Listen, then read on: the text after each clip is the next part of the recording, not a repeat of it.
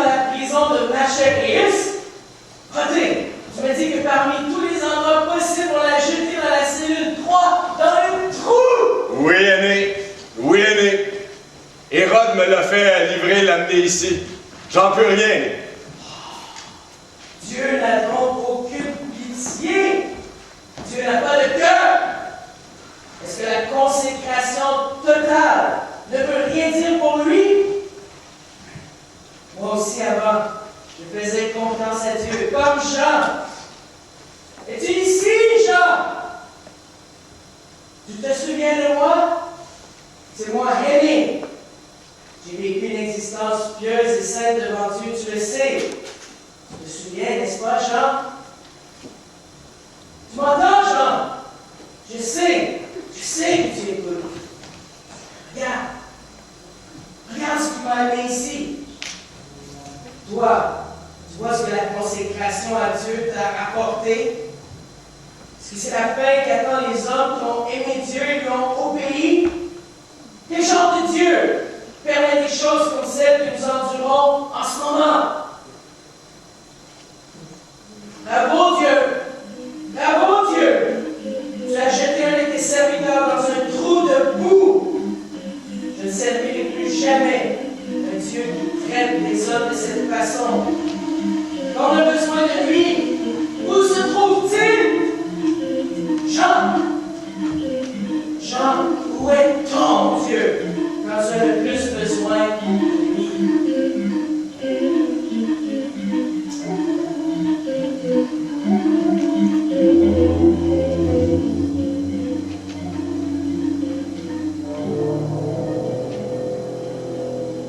Pourquoi?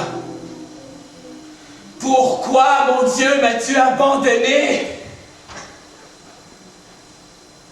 Depuis le jour de ma naissance, tu m'as appelé à te servir et à préparer l'avenue de ton Messie.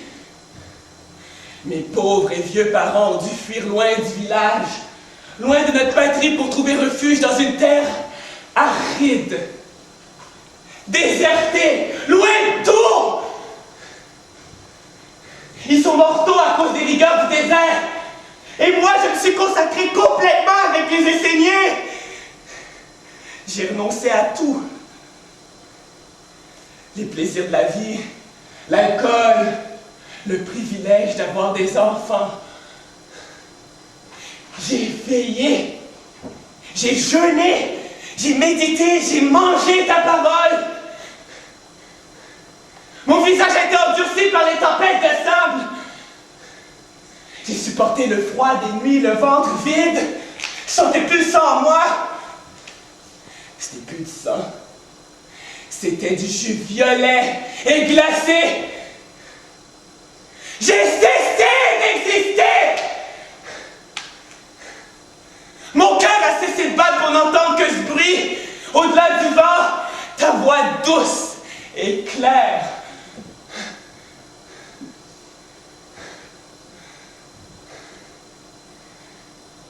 J'ai aussi subi ces chaleurs accablantes du jour où il n'y avait plus rien, juste du vide. J'ai renoncé à tout.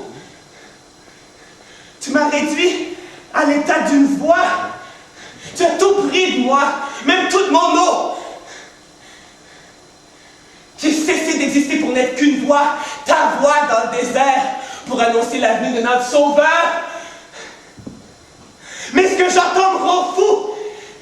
Comment mon cousin lui perd la tête comme ça? Qu'est-ce qui se passe avec lui?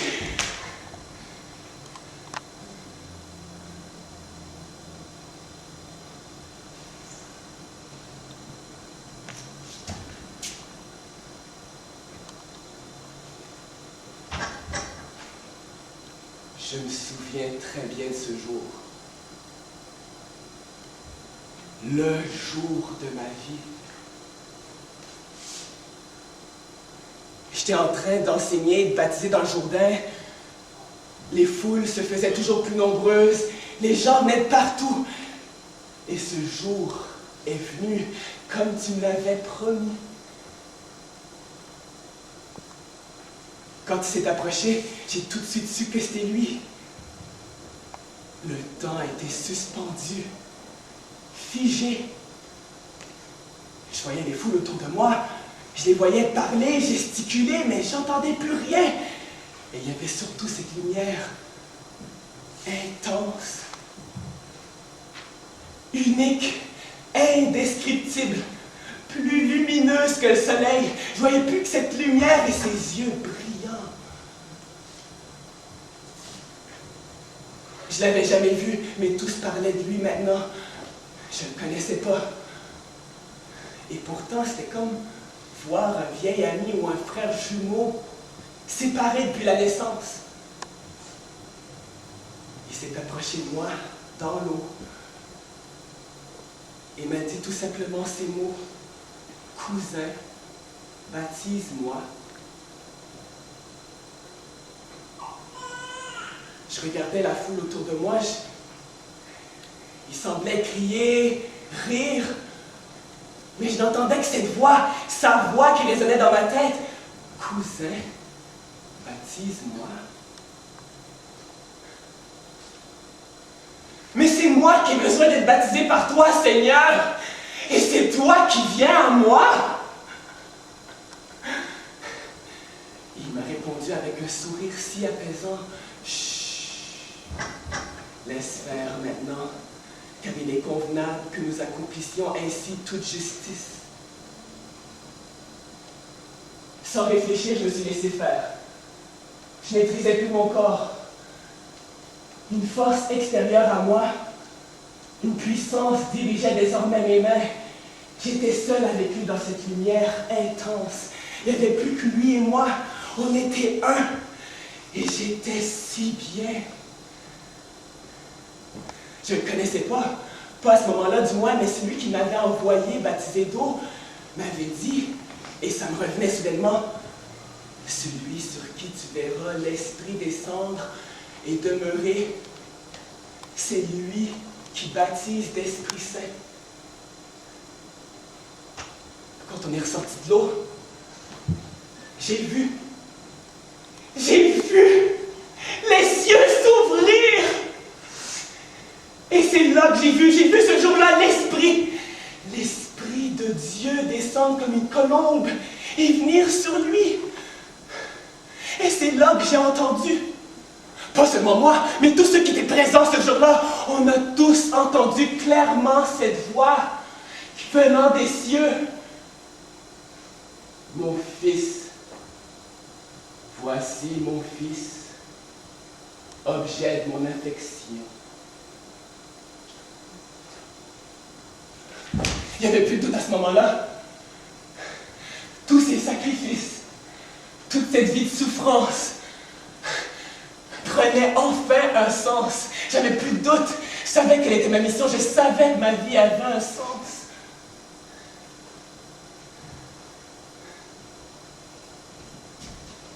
C'est lui l'agneau de Dieu. C'est lui qui ôte le péché du monde. Il n'y en a pas un autre comme lui, pas même moi. Et il n'y en aura pas un autre, plus jamais. Lui seul peut ôter le péché. C'est lui dont j'ai dit: après moi vient un homme qui m'a précédé. Je ne le connaissais pas, car il était tout le temps avant moi. Mais afin qu'il soit manifesté à travers Israël, je suis venu baptiser d'eau. Et j'ai vu l'Esprit Saint, j'ai vu l'Esprit de Dieu descendre du ciel et venir sur lui. Et j'ai vu, et je rends témoignage que c'est lui, le Fils de Dieu. Oui, j'ai vu. J'étais certain. J'ai même envoyé mes disciples vers lui. Mais aujourd'hui, je suis confus. Est-ce que c'est lui le Messie? C'est qui cet homme? Est-ce qu'on doit attendre un autre Messie?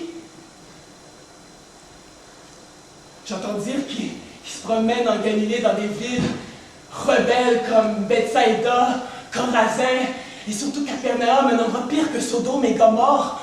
Qu'est-ce qu'il peut faire dans des endroits irrécupérables? C'est perdu! Ces disciples vivent dans des endroits sombres, méprisables, qui refusent d'écouter la parole de la sagesse. Qu'est-ce qu'il peut bien y trouver? Il devient l'ami des pêcheurs, des péagers, un de ces collecteurs d'impôts qui dilapident les gens, l'argent sans scrupules, l'argent des pauvres gens honnêtes, dans des fêtes somptueuses ou des choses abominables, pratiques. J'entends dire que Jésus assiste à ces fêtes horribles, qu'un de ses disciples, mais c'est un de ces monstrueux péagers. Je comprends pas, je comprends plus. Comment ça se fait que ces disciples jeûnent même pas? À la place, ils jeûnent même pas. Ils font juste boire du vin. Ils font bonne chère. Ils deviennent l'ami des pécheurs. Sa propre famille le renie. Comment il va libérer notre nation? Tous le renient, même certains de ses disciples. Il y a juste les faibles, les malades, les désemparés, et encore même les dépravés, les prostituées qui se tiennent encore avec lui. Je comprends pas. Pourquoi il a changé comme ça? Yahweh, mon Dieu! Pourquoi tu m'as pas guidé mieux que ça? Réponds-moi!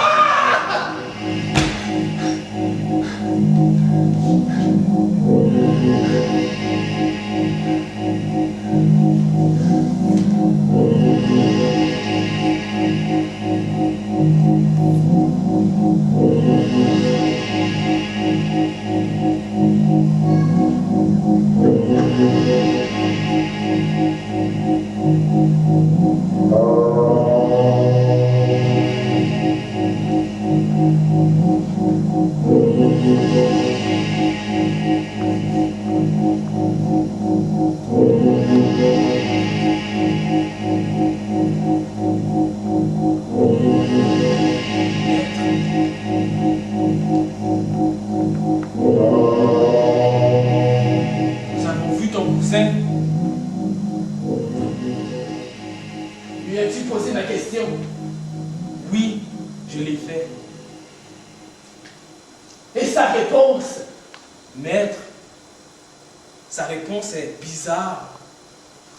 Nous ne la comprenons pas. Maître, il a dit de te dire que les aveugles voient, que les muets parlent et que même les paralysés marchent. Ensuite, il a dit de te dire que la bonne nouvelle est proclamée partout et reçue avec joie. C'est tout? Non, maître, il y a autre chose. Il a renvoyé la foule, nous a dit au revoir. Voici ses dernières paroles. Dites à Jean, heureux celui pour lequel je ne serai pas une occasion de chute. Où était mon cousin? Il était dans un de ces villages de la Galilée qui s'appelait Nain. Il y avait des malades partout, les rues, les allées, les sentiers étaient remplis de gens qui cherchaient à être guéris. Le village était envahi de ces âmes qui souffraient. Est-ce qu'il les a guéris? Oui, maître, beaucoup ont été guéris. Tu as bien dit beaucoup. Oui, maître, beaucoup ont été guéris. Beaucoup. Beaucoup, Nabab. Beaucoup, mais pas tous. Oui, maître, vous avez raison. Beaucoup, mais pas tous. Merci. Laisse-moi maintenant, reviens demain, je te prie. Oui, maître.